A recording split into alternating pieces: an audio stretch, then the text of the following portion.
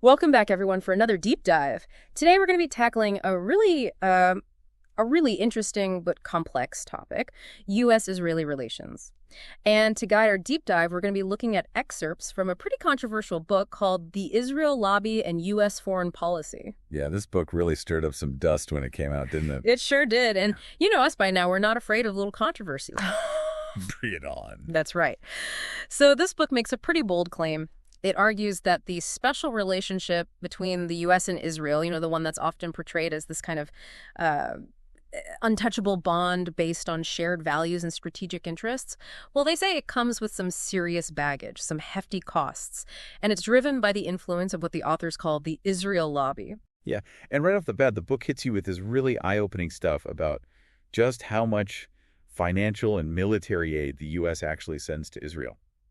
The numbers are pretty staggering when you see them laid out like that. Yeah, I mean, we all know the U.S. sends aid to a lot of countries, but the amount going to Israel is on a whole other level. Right. Like, did you know the U.S. sends Israel about $3 billion every year? And it's not just, a little bit of this, a little bit of that. A full 75% of that aid is military aid. That's over $500 for every single person living in Israel. Yeah, and that's where things get even more interesting, because you start to compare that to what other countries are getting. Egypt, for example, another major recipient of U.S. aid, gets about $20 per person. Wow. That's a huge difference. That's huge. And it gets even more stark when you look at countries like Pakistan and Haiti. Pakistan gets something like $5 per person, and Haiti, which has been through so much turmoil, gets around $27. So you've got Israel, a modern, prosperous nation, ranked really high in global income and development indices, receiving way more than countries struggling with poverty and instability. It just raises a lot of questions. It does make you wonder what the rationale is behind those figures. Yeah, for sure. And of course, there are arguments made to justify that level of aid. Like the whole Cold War argument. Exactly. Yeah. People point to that period when the U.S. and the Soviet Union were locked in this global struggle for dominance. Israel is seen as this key strategic asset in the Middle East. Right, a bulwark against Soviet influence.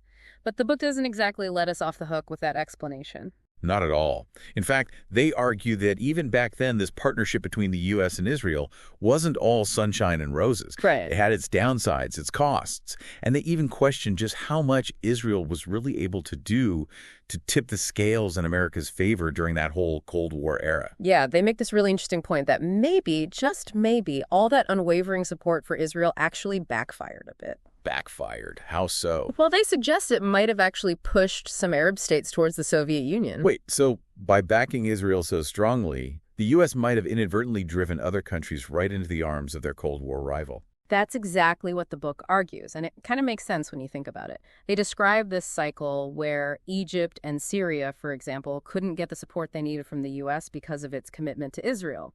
So they turned to the USSR for weapons, for alliances, for counterbalance to American influence in the region.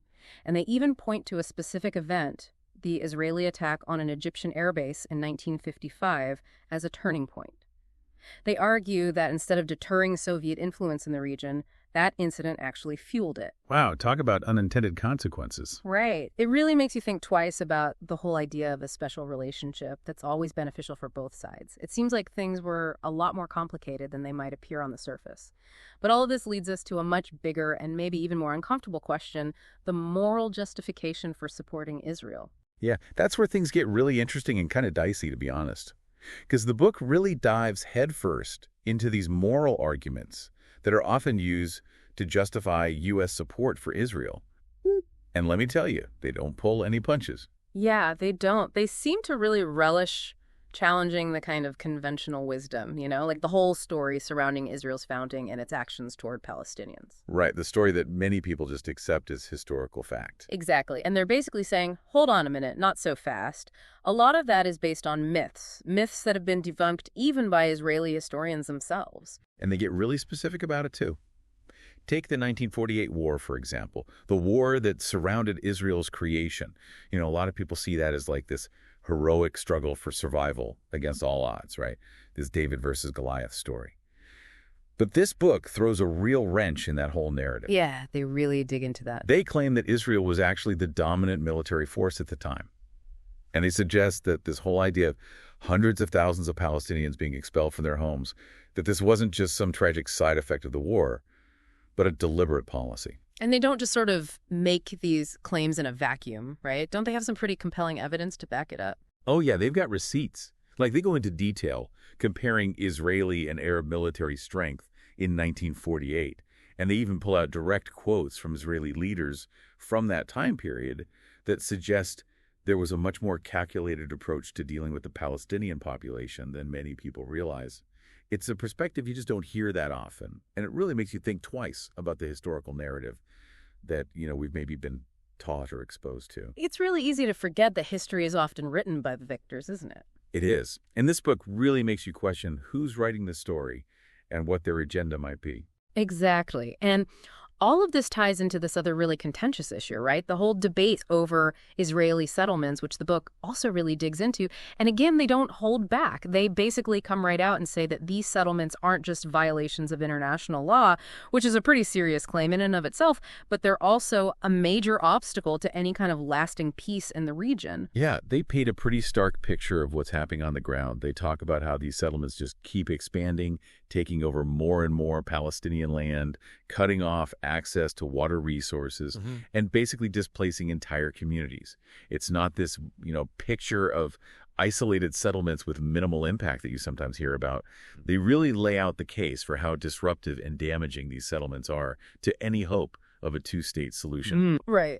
Because there's this whole other narrative that we often hear, right? That Israel has no choice but to take these drastic measures because they're surrounded by enemies and they're constantly under threat. So they need these settlements for their own security and survival. Right, that's the argument. And the book does acknowledge that perspective, that point of view.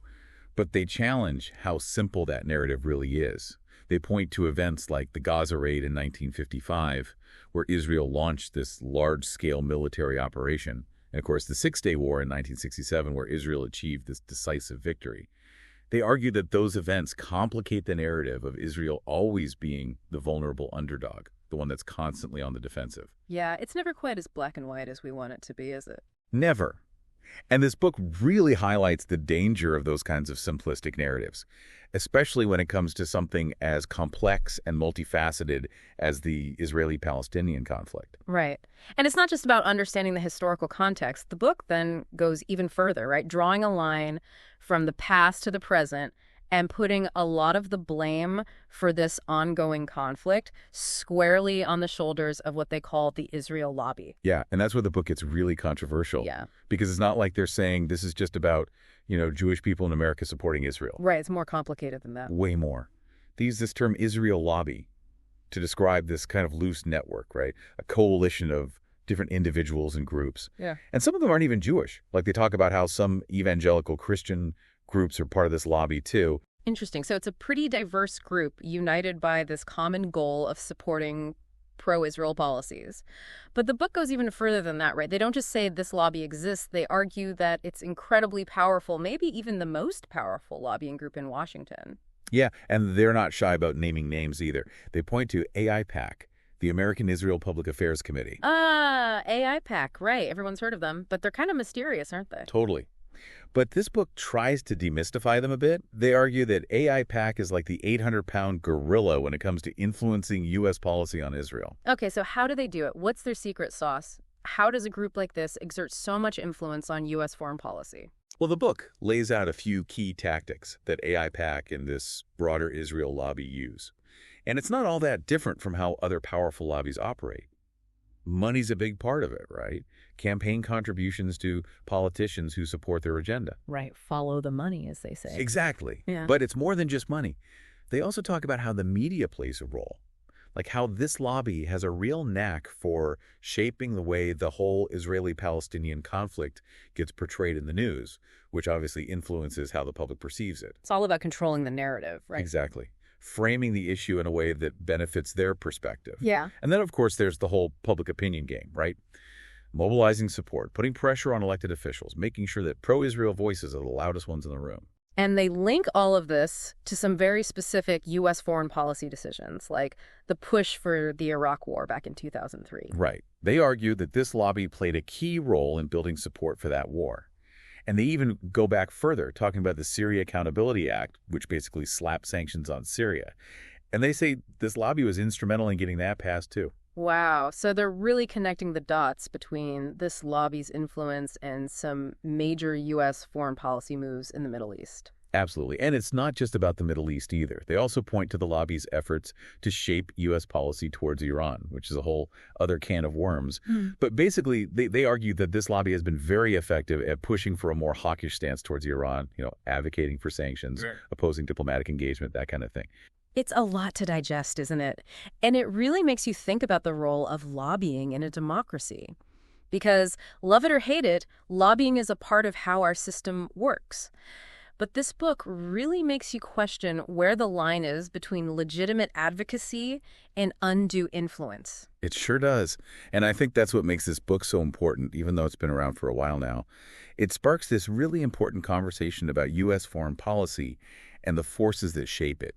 Because whether you agree with their conclusions or not, the authors raise some really crucial questions that we should all be grappling with. Absolutely. And that's really what we try to do here on Deep Dive, right? We don't have all the answers, but we want to bring these important issues to light, explore different perspectives, and hopefully get people thinking critically about the world around them.